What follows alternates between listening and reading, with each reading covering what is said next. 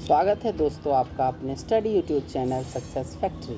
संघर्ष से सफलता तक सदैव आपके साथ। आज की इस वीडियो खबरें आपके काम की में मैं आपका स्वागत करता हूं और आशा करता हूं कि आप लोग ठीक होंगे। चलिए शुरू करते हैं आज का सेशन। इस सेशन में आपको जानकारी मिलेंगी ऐसी खबरों की जो अखबार में प्रमुखता से छापी गई हों, किसी भर्ती से, किसी परीक्षा से, किसी परिणाम से। तो पहली खबर है, माध्यमिक शिक्षा में साक्षात्कार न होने से पारदर्शी होंगी नियुक्तियां। उत्तर प्रदेश का कल बजट घोषित हुआ है और उसी बजट में रोज़गार, युवाओं के लिए जो महत्वपूर्ण घोषणाएं हैं वो मैं आगे इसी सेशन में एक पेज पर आपको डिस्कस कर दूंगा, एक स्लाइड में। तो माध्यमिक शिक्षा में साक्षात्कार समाप्त हो चुका है। ये पिछली भर्ती जो हुई थी टीजीटी पीजीटी की, उसमें भी टीजीटी के लिए इंटरव्यू ख़त्म हो चुके थे और पीजीटी के लिए अब इंटरव्यू हैं। ये एक अच्छी बात है। इसमें जो इंटरव्यू के नाम पर धांधली होती है वो बच जाएगी और उससे छात्रों को बड़ा आराम मिलेगा, जिससे कि उन्हें नौकरी लेने में दिक्कत नहीं होगी। तो ये उत्तर प्रदेश से खबर है कि माध्यमिक शिक्षा में साक्षात्कार ख़त्म हो चुके हैं। हालांकि पीजीटी के लिए नहीं हुई और बहुत जल्द ही टीजीटी पीजीटी की वैकेंसी आने वाली हैं। मैं इसको लेकर भी एक वीडियो बहुत जल्द बनाने वाला हूँ कि टीजीटी के लिए क्या है, पीजीटी के लिए क्या है। चलिए अगली न्यूज़ देख लेते हैं। अगली न्यूज़ संबंधित है, रफ्तार पकड़ेगा विधि विश्वविद्यालय का काम, मिले 100 करोड़ रुपए। तो यह कल के बजट को ही लेकर आज का मुख्य अखबार, सारे अखबारों ने कल के बजट, उत्तर प्रदेश के बजट को ही छापा है अपने यहाँ। तो बाउंड्री वाल बनाने का काम पूरा, विद्यार्थियों को मिलेंगी सहूलियतें। तो ये खबर है आपके प्रयागराज से, जो विधि विश्वविद्यालय है उसका निर्माण काम चल रहा है और अब उसे बजट मिल गया तो वो पूरा हो जाएगा। चलिए अगली खबर देख लेते हैं। अगली खबर आपकी संबंधित है, आवेदन करने से भर्ती प्रक्रिया पूरी करने पर जोर देने का अधिकार नहीं। यह दिल्ली के सुप्रीम कोर्ट का आदेश है कि यदि आपने किसी भर्ती में आवेदन किया है तो आप उस भर्ती प्रक्रिया को पूर्ण करने के लिए किसी भी आयोग पर जोर नहीं दे सकते हैं। यह कोई आपका अधिकार नहीं है, चाहे आप उसकी चयन सूची में शामिल हों या ना हो। यह आदेश है सुप्रीम कोर्ट का। हालांकि किसी विशेष परिस्थिति का यह आदेश है और इसमें किसी अभ्यर्थी ने ये याचिका दी थी कि हमने इस भर्ती में आवेदन किया है तो ये भर्ती पूर्ण कर ली जाए।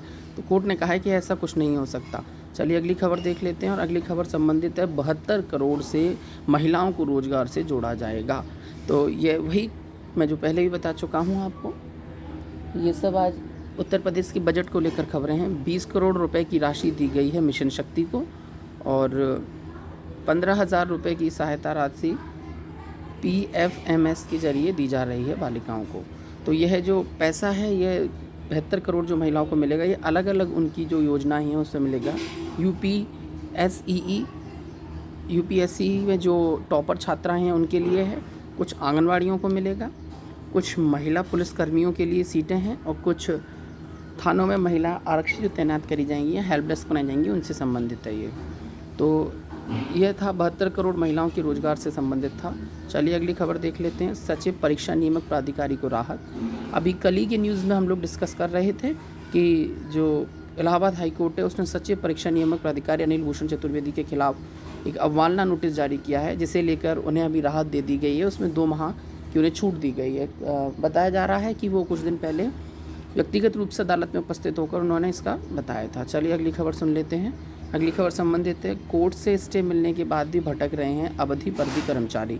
तो ये खबर है हमारी, हाईकोर्ट से स्थगन आदेश मिलने के बाद भी अवधि पर्दी कर्मचारी भटक रहे हैं। वीरांगना अवंतिकाबाई लोधी स्वशासन चिकित्सालय महाविद्यालय की ये खबर है। यहाँ ये लोग ट्रांसफ़र चाह रहे थे, उससे लेकर खबर है। चलिए अगली खबर, मानक पूरे ना करने पर 11 बीएड कॉलेजों का सत्र शून्य। अभी बीएड की परीक्षा भी होने वाली है, उसी से संबंधित ये कार्यवाही चल रही है और जो बीएड कॉलेज अपने मानकों पर पूरा नहीं उतर रहे होंगे उन्हें उत्तर प्रदेश सरकार की तरफ से उनकी मान्यता सत्र शून्य कर दिया गया है। तो फिलहाल तो ये कानपुर के बीएड कॉलेजों की बात है और ऐसा ही हर ज़िले के 75 बीएड ज़िले के कॉलेजों में सब चलेगा, क्योंकि बीएड कॉलेजों में मानकों का उतरना बड़ा आवश्यक है, क्योंकि ये भविष्य संभालने वाली बात है। चलिए अगली खबर देख लेते हैं और इसमें ज़्यादा विस्तृत कुछ है नहीं। इस साल कॉलेज का सत्र NCET से शून्य कर दिया है। इनमें से एक कॉलेज नाम दे रखे हैं कॉलेजों के, बीएड व DLED कॉलेजों के परफॉर्मेंस अप्रोजल रिपोर्ट्स मांगी थी। इसमें कॉलेजों को शुरू से लेकर अंत तक की रिपोर्ट देनी थी। कॉलेज की स्थापना कब हुई, मान्यता कब मिली, कितने शिक्षक हैं, छात्रों की संख्या समेत बिंदुओं पर जवाब मांगा था। देश भर के 6500 कॉलेजों ने रिपोर्ट नहीं भरी। एनसीटी ने ऐसे 1400 कॉलेजों को नोटिस भी जारी किया है। और तो ये खबर है आपकी बीएड और बीटीसी कॉलेजों को लेकर। अगली खबर पढ़ लेते हैं। प्रवक्ता, यांत्रिक अभियंत्रण और कार्यशाला अधीक्षक के परिणाम घोषित हो चुके हैं। उत्तर प्रदेश लोक सेवा ने जारी किए 254 पदों पर अंतिम परिणाम। और ये छोटी सी खबर है, राज्य कृषि सेवा परीक्षा में चयनितों के अभिलेखों का सत्यापन 30 को होगा। इससे संबंधित खबर हम कल भी डिस्कस कर रहे थे कि ये परीक्षा पूर्ण हो चुकी है, उसका परिणाम आ गया, अब उसका सत्यापन 30 से चालू करा जा रहा है। तो अगली खबर देख लेते हैं। ये कंप्यूटर प्रवक्ता के 11 पदों का परिणाम भी जारी हो गया है। इस समय बड़ी ही ज़ोर शोर से प्रवक्ता भर्तियों की और उच्च शिक्षा की जो भर्तियां हैं उनका बड़ा ही क्रेज़ चल रहा है, बड़ी स्पीड से वो पूरी हो रही हैं। एक और बाधा पार करते ही रेलवे में मिलेगी नौकरी पक्की। 105 अभ्यर्थियों के प्रमाण पत्रों का सत्यापन 30 जून से होगा। यह खबर है हमारी रेलवे की नौकरी कर रहे इंतज़ार युवाओं के लिए, क्योंकि रेलवे भर्ती बोर्ड आरआरबी ने प्रयागराज द्वारा junior stenographer, Hindi, staff and welfare inspector, chief law assistant के पदों की ये भर्तियां हैं जिनकी डॉक्यूमेंट वेरिफिकेशन हो चुके हैं।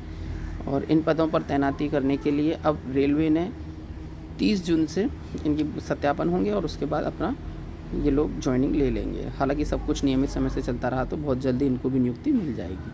तो ये दरअसल मार्च 2019 में ही रेलवे ने विभिन्न श्रेणी के 105 पदों पर भर्ती के लिए विज्ञापन निकाला था और 2019 की भर्ती है, 20, 21, 22 में अभी पूरी होने में है। चलिए अगली खबर देख लेते हैं। अगली खबर संबंधित है, यूसीजी ने क्वाड फेलोशिप के लिए संस्थानों से मांगे आवेदन। अभी कुछ दिनों से ये क्वाड जो ऑर्गेनाइजेशन है बहुत ही फेमस है और विश्वविद्यालय अनुदान आयोग ने यूसीजी है जिसने क्वाड फेलोशिप के लिए आवेदन मांगे हैं। दरअसल अभी कुछ दिन पहले नरेंद्र मोदी जी आदरणीय प्रधानमंत्री की अध्यक्षता में क्वाड देशों की बैठकें चल रही हैं, तो उसी बीच ये सब तय किया गया है। क्वाड देशों के सदस्यों का ज़रा थोड़ा सा ध्यान रखिएगा। इसमें प्रधानमंत्री नरेंद्र मोदी, अमेरिका की राष्ट्रपति जॉन बाइडन, जापान की प्रधानमंत्री फुमिका किशिदा और ऑस्ट्रेलिया के प्रधानमंत्री एंथनी अल्बेनीज़ शामिल थे। तो ये 4 देशों का जो ग्रुप है इसको क्वाड बोला जाता है। हो सकता है किसी आगामी परीक्षा में आपको ये पूछ लिया जाए कि ये कौन से 4 देश हैं जो क्वाड के सदस्य हैं, तो आप ध्यान रखिएगा इसमें भारत है और जापान है, अमेरिका है, साथ ही साथ ऑस्ट्रेलिया है। चलिए अगली खबर देख लेते हैं। अगली खबर संबंधित है, संस्कृत विश्वविद्यालय में अब नए क्षेत्र से होंगे छात्र संघ चुनाव। बीएचयू समेत 32 केंद्रों विश्वविद्यालय में ये CUET common university entrance test की बात है। पीजी में भी आपको यहीं से दाखिला मिलेगा। यूसीजी अध्यक्ष ने कहा है कि आप कर सकते हैं आवेदन। इसकी ऑफिशियल वेबसाइट पर जाकर आपको सारी खबर मिल जाएगी यूसीजी पर CUET को लेकर। अगली खबर देख लेते हैं। ये बजट की बात है। यहाँ पर 30 करोड़ बहराइच में महाराजा सुहेल के स्मारक के लिए 14 ज़िलों में मेडिकल कॉलेज, इसलिए मैंने ये लगाई थी क्योंकि 14 ज़िलों में मेडिकल कॉलेजों को ले जा रहे हैं जिससे युवाओं को नौकरी मिलेगी, क्योंकि मेडिकल कॉलेज ओपन होंगे तो सारी चीज़ें अच्छे स्तर से होंगी। रिटायरमेंट की उम्र बढ़ाने को शिक्षकों ने दायर की याचिका। महाविद्यालयों में रिटायरमेंट की उम्र बढ़ाने के लिए 20 शिक्षकों ने हाईकोर्ट में याचिका दायर की है। रिटायरमेंट की उम्र सीमा 65 वर्ष करने की मांग की है। दरअसल ये पहले भी कई बार मांग उठ चुकी हैं। याचिका दायर करने वाले 20 शिक्षकों में 12 कानपुर नगर के हैं। उत्तराखंड, बिहार व MP की उम्र सीमाओं को लेकर दिया गया उदाहरण, और राज्यों में सीमाएं ज़्यादा हैं, इसलिए स्टेट यूपी के लोग भी चाह रहे हैं टीचर्स कि हमारी भी उम्र बढ़ा दी जाए रिटायरमेंट की। अगली खबर देख लेते हैं। समग्र मूल्यों का विकास करना है शिक्षा का कर्तव्य। यहाँ लगा है 31 पदों से साक्षात्कार 2 जून से।